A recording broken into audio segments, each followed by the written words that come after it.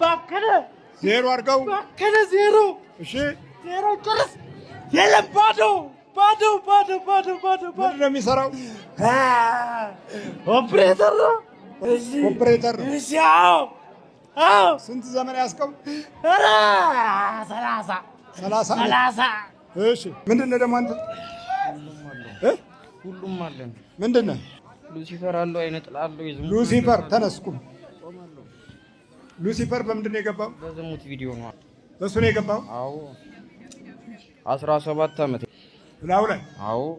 ሉሲፈር በከፍተኛ ሁኔታ የዘመኑን የኤሌክትሮኒክስ ግንኙነት አሻሽሎ ዛሬ ከአቅም በላይ በሆነ መንገድ ትውልድ ውስጥ ገብቷል። ስለዚህ ልጆች ብቸኛ የራሳቸው የሆነ ዓለም ፈጥረዋል። በጣም ለዲያብሎስ ቅርብ ናቸው። ትልልቆቹም የዚሁ የመናፍስቱ ዓለም ተገዢ ናቸው። የዘመኑ ትውልድ ሙሉ የቃል ኪዳን ሕይወት የተቋረጠበት ስለሆነ በጎነትንና ቅንነትን ለማግኘት በየትኛውም መንገድ አልታደለም። በዕለት ኑሮ ውስጥ በጎነት የለም፣ በዕድሜው ልክም በጎነት የለም። ስለዚህ እየተጣደፈ ሄደው ከሲኦል መንፈስ ጋር ነው። ያ መንፈስ ማለት ደግሞ ሉሲፈር ነው። ያይሃል፣ እሱ አንተ አታየውም፣ ከባህሪ ውስጥ ይዋሃዳል። ስንት ዓመት ነው ላይ ቁጭ ካልክ? 17 ዓመት ተይዘናል። ከ4 ዓመት በኋላ በቃ የለም። ከዛ በኋላ ምን አረከው? በእድሜው ሴት አይወድም፣ ሴት አይወድም። ሉሲፈር ወንድ ሉሲፈር ነው፣ ሴቷ ሉሲፈር? ሴቷ ነኝ። ባሌ እኮ ነው። ሴቷ ሉሲፈር ነኝ፣ ባሌ እኮ ነው። ባሌ? አዎ። ባሌ ማለት ምን?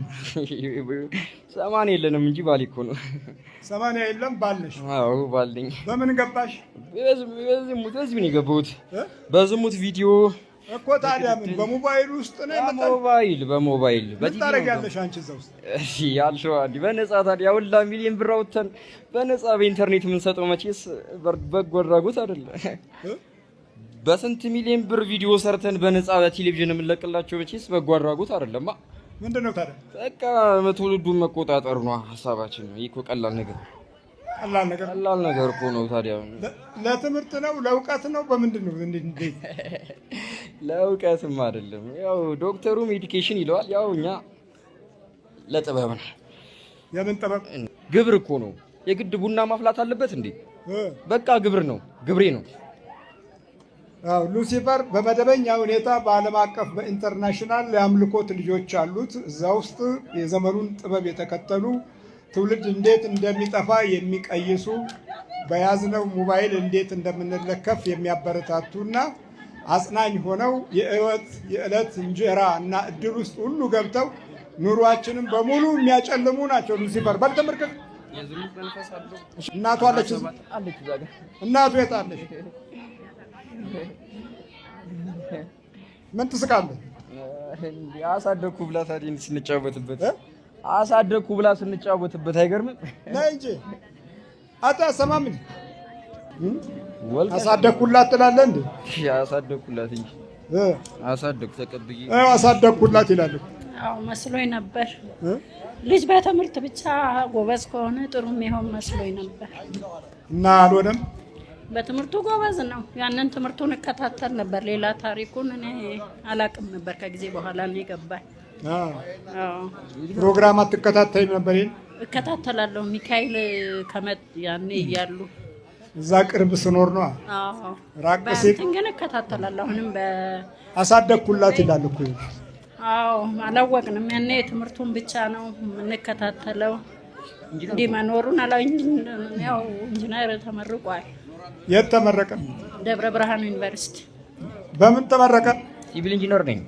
ሲቪል ኢንጂነር ነኝ። ሲቪል ኢንጂነር? አዎ። አብረሻም ተመረቅሽ? አብሬን የተማርኩት። አብረን የተማርነው። አይነ ጥላም እኮ አለው፣ ብዙ ነን። አይነ ጥላም አለው። አይነ ጥላ ከእናት ከአባት? ከእናትም ከአባትም። ፈተና ላይ ግርድ የማደርገው እኮ እኔ ነኝ። አርጊው አጣውልኝ። ፈተና ይረሳል፣ መታወቂያው ስሙን ይረሳል። ኢዮብ የሚለውን ስሙን እንዲረሳ ነው የማደርገው። ስሙን ይረሳል። የራሱን ስም ማን እንደሆነ ከመታወቂያ ሳይ ለሌላ ሰው የሚፈተን ነው የሚመስለው። እንደዛ መስሏቸው አንተ ሌላ ሰው የተፈተንከው ሲል መታወቂያውን ሲያዩት ነው ገና የሚረዱት። ይሄን አለ መጥፋት ባዶ ነው ያደረኩት። ባዶ አሁንም እኮ 4 ዓመት ነው በቃ የተያዝኩት። 4 ዓመት ነው የተያዝኩት እኮ ብዙ ዓመት እኮ ሰርቻለሁ። ላው ላይ ቁጭ ብለሽ? አዎ እንዴ ሰርተናል እኮ እንወዳለን። መሽሞንሞን መሽሞንሞን ነው። አዎ አቴ በልቦጥ ነው ጥቅስነቱ ፈተበት እወጣለሁ። ተዘጋጅ። ከግር ጀምር ማለት እወጣለሁ። ከወዱ ከልብ ውስጥ ሁሉም እወጣለሁ። ስንት ናችሁ ጠቅላላ? የ17 ዓመት ከልጁነቱ ጀምሮ እኮ የገባን እኮ ነን። የዛር መንፈስ እኮ አለው። ጠቋር እኮ አለው። ጠቋር እንዴ ኮራም ብሎ እኮ ነኝ። አንተ ነው ኮራም ብሎ ኮራም ብሎ ጀነን እላለሁ። ጠቋር አለው።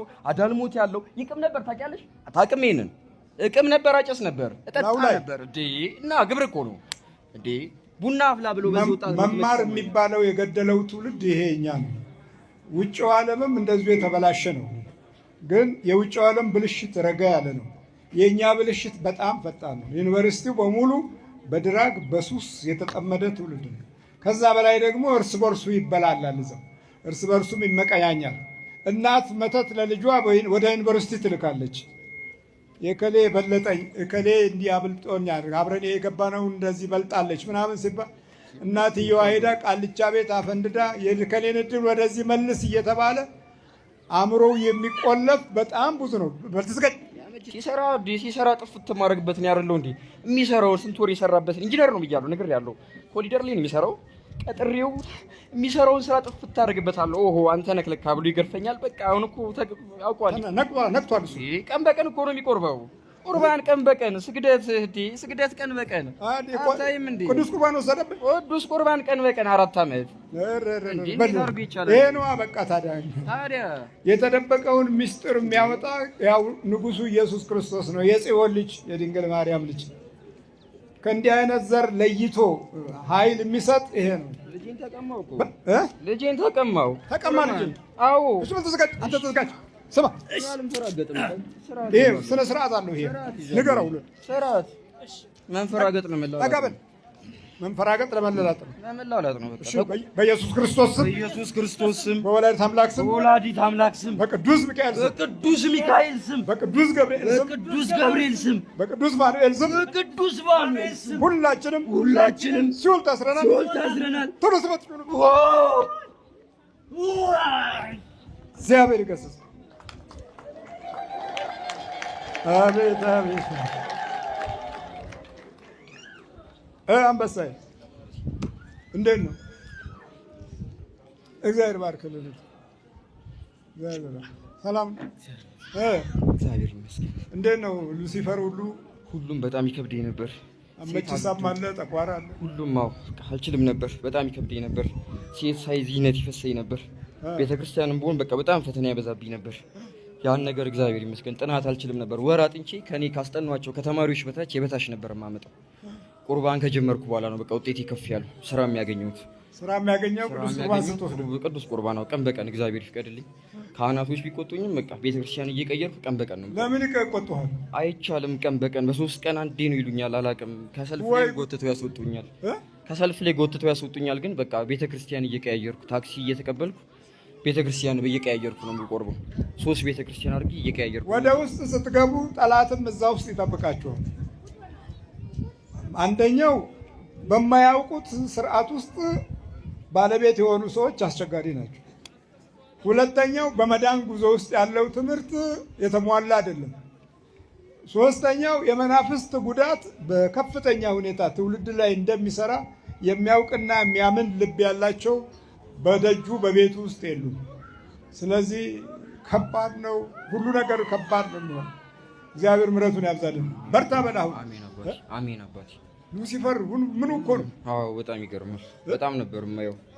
በጣም ሉሲፈር ምን ይልሃል ስትቀጠቅጠው? በቃ እኔ ነኝ ይለኛል። በአካልም አይቼዋለሁ። ጠቋር ነው፣ በአካል አይቼዋለሁ።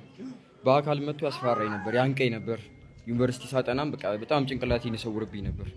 በልበርት ስምህ እንኳን ጠፍቶ ነበር። ስሜ ጠፍቶኝ ስሜን ከመታወቂያ እያየሁ ነበር የምጽፈውና ለሰው የምፈተን ነበር የሚመስላቸው። ስምህ ጠፍቶ ማለት? ስሜ ጠፍቶብኝ ያው ከአስተማሪ ጋር ያደባድበኛል። አስተማሪ በጣም ታጋሽ ናቸው። የደብረ ብርሃን ዩኒቨርሲቲ እንዳለ ሁሉ ከአስተማሪ ጋር አደባደብ ነበር፣ እሳደብ ነበር፣ ማታ ነበር። ግን ስለሚያውቁኝ በቃ ይታገሱኝ ነበር። በልበርታ በይበርች መችሳ ሁሉ እኮ ችግር እኮ አንቺማ መችሳ ተደርገሻል። ተደርጊያለሁ። ታዲያ እንደሱ በርቻ። ውጊያውን በደንብ እኮ እሱ ሰው እሺ፣ ያው ከ2013 ጀምሮ አንድ ላይ ነው ቤተሰቡ በሙሉ የቆረቡ ነው አይደል? አንቺም እየወሰድሽ ነው? አዎ። የእናቶች ቅዱስ ቁርባን ሲወስዱ ቶሎ ነው የሚሸሽ